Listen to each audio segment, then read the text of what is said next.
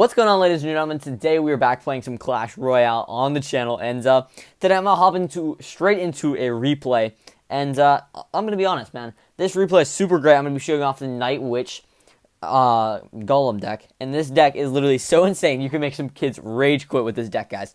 I'll tell you what, this replay starts off pretty slow, but then once you see that we get into double elixir with this deck, we destroy. So I'm super excited to show you guys this replay and break down the Golem NightWitch professionally and actually well, because there's a lot of the Golem NightWitch conspiracy out there.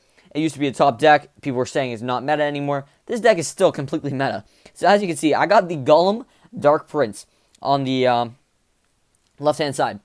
I got that going, and right now I'm just chilling, right? The Dark Prince does splash damage, so if they put a skeleton army down, I can still take care of it, and my Dark Prince will live.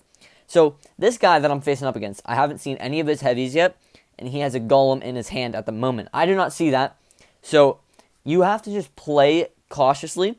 I figured I could take this guy on just by seeing his play style, so I kind of took it up a notch and got going. So basically, you guys want to get the Golem in the back if you have enough elixir, but make sure you have enough elixir, because if you do it as soon as you get 8 elixir and you don't save like 1 elixir, they can rush the other side with a counter push, and that's not good. So basically, as you can see, I got the Golem NightWitch on the left side, and they were so overwhelmed and so ran out of elixir that I got the Dark Prince on the right side. The Dark Prince on the right side took down the tower to 950 health, and as you can see, they still are struggling to deal with the left side with just their Tornado and Electro Wizards. So as you can see, they run dry on elixir, and I made that sneaky little push. That's what you got to do. You got to counter elixir and make sure that they're overwhelmed on one side, and then you can sneak the other side.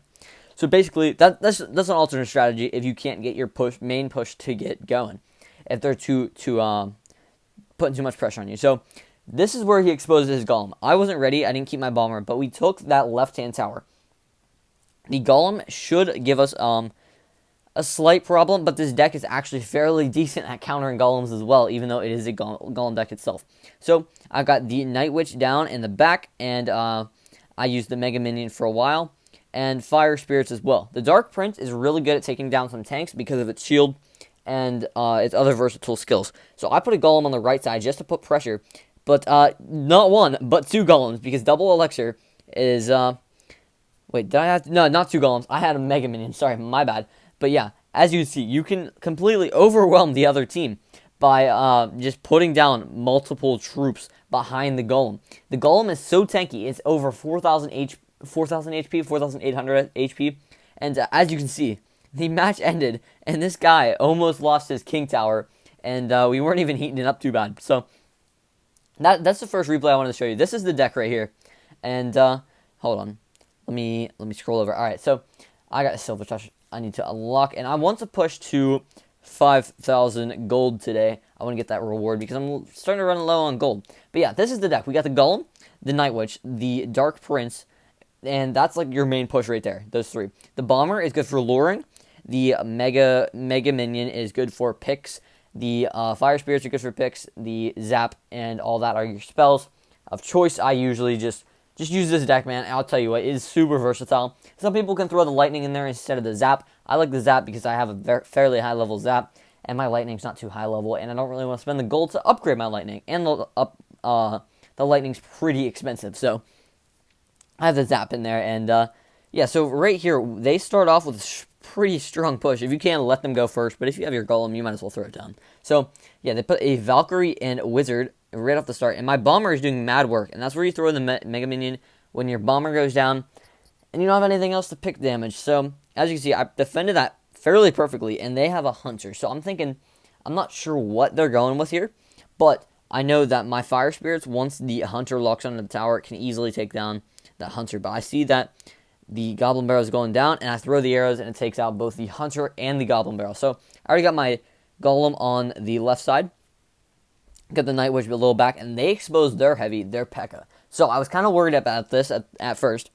Not sure what kind of deck, but I had the Zap already, and that kind of took care of it. So my NightWitch is going to go ham on, and they mirrored the Skeleton Army. So I wasn't sure what I was going to do in this situation, but the Golem and the Bats end up taking down the tower. So I'm completely fine with that. Taking down the left tower with Golem and Bats. As you can see, the Bats are super versatile, and if they get built up and the enemy does not take care of them, as you can see, it literally gets to the King Tower and does so much damage to them. So, anyways, we get to Dark Prince and Fire Spirit combo, just in case they try to throw a skeleton army on me. But they throw down a Valkyrie, and doesn't matter. My Dark Prince is going to get to the tower and do some hits because of the splash damage on it.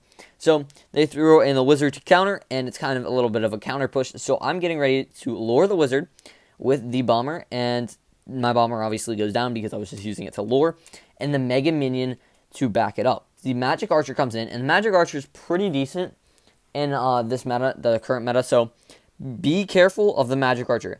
Magic Archer and P.E.K.K.A, I guess, are fairly hard to deal with. Mega Knight's super hard to deal with. So, learn how to deal with those, and you should be fine. As you see, I have the NightWitch in the back, and they have double P.E.K.K.A. So, they mirrored their P.E.K.K.A. But I have the Golem, the NightWitch, the Mega Minion, the Bomber.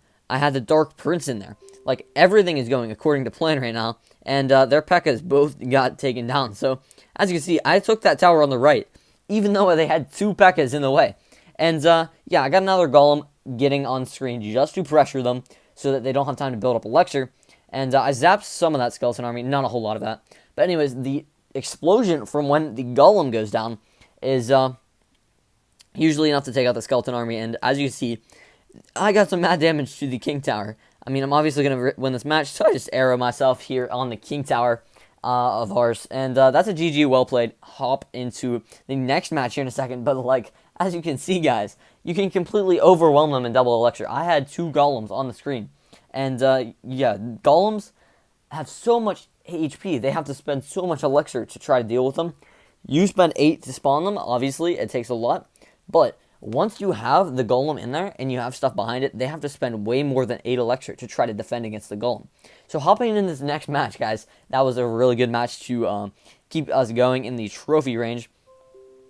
I'm super excited to see how this next match goes. So, right off the start, I give him an emote. You know, got to be a good sport. And he did not know what's coming for him, guys. So, we have the NightWitch in hand. And I'm just getting ready. I want to see what he does first because I don't have the greatest hand. I have Bomber, NightWitch, and then 2 spells. So, I kind of just want to hang out. I got the Golem down, and we have the NightWitch behind. So, that's already very good. And we got the Bomber. So, I'm not extremely worried about what's going to go on, but the arrows go down after the minion horde. And as you can see, we got the NightWitch and Golem to the tower. And that does a ton of damage. As you can see, the NightWitch on the tower literally goes ham on the tower. But yeah, we got that first tower in our first push. As you can see, it completely overwhelms him. He had to throw down a Inferno Dragon. And my Golemites are still up on the tower. He had to throw that down, and I used the Fire Spirits to lure there, as you see, and the Mega Minion can finish off the Inferno Dragon. So, basically, as you can see, this deck is completely overpowered. So, basically, the Mega Minion is good for pick damage, and the NightWitch, you can also use her for lure once you are confident enough in her abilities, and she's high enough level. Mine is level 10, so I upgraded her once from the original level I got her at. So, basically, they're going to be trying to deal with the Bomber, NightWitch. So I rushed the Dark Prince, and they gets taken down by the minion horde, but that's okay, because I got a little bit of damage with my Bomber, and I got a decent amount of damage with my Dark Prince. So, basically, in this situation, he's throwing down his tank killer, his Sparky, and I'm giving him the crying emote, trying to get him to rage quit, but I don't think I can get him to rage quit this match. So, I got the Mega Minion down to help deal with the Sparky, and there is the, that's what I was expecting. Alright, so the bats are going to go down, and the bats are going to do some decent damage to the Sparky and Inferno Dragon, because Sparky can't hit air, and the Inferno Dragon cannot do much damage to the bats. So, as you can see, we got the Sparky down, and throwing the Dark Prince in the middle can deal with witches super easily because of the splash damage. They can't deal with the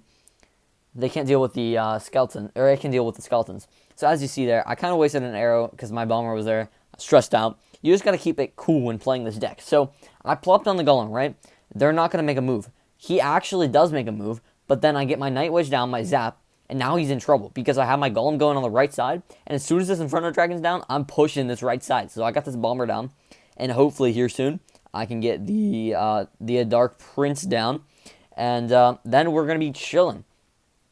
because as you can see, the bomber takes the right side with the golem, and send in a Dark Prince, send in the Mega Minions, send in everything we got left on the King Tower. I don't think we're going to get it this match.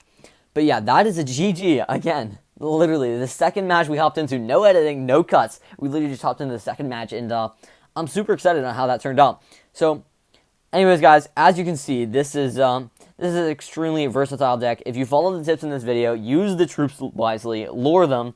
We got that 5,000 gold, by the way. You can play this deck very well. So, anyways, guys, thank you for watching the video. I'm going to show you the stats of the Golem real quick, just so you can see how OP it is. Look at the health. Look at the health on the Golem. Look at that, over 4,000. And if I upgrade it again, it'll be more. So, anyways, thanks for joining me. Like, subscribe. See you in the next one. Peace out.